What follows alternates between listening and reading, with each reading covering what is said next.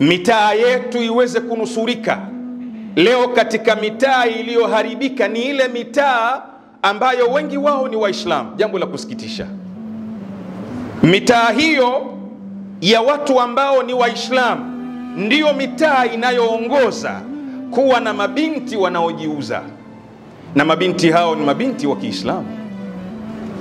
Na ukiangalia wakati mwingine na uongozi wa mitaa hiyo, viongozi ni viongozi wa Kiislamu. Lakini why mitaa yetu imeharibika?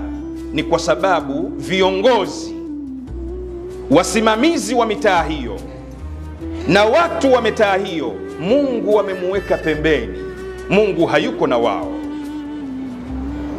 La kusikitisha zaidi ni mitaa yetu ya Kiislamu, ni mitaa yetu ya Kizaramu, ni mitaa yetu ya Kitanzania kuwepo na vijana wa kiume vile vile wanauza miili yao.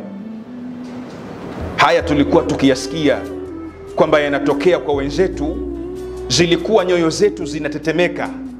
Kijana wa kiume anasimama barabarani.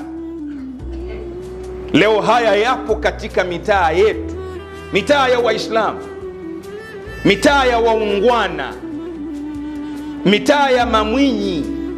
Haya kwa nini? Kwa sababu hofu ya Mungu imetolewa.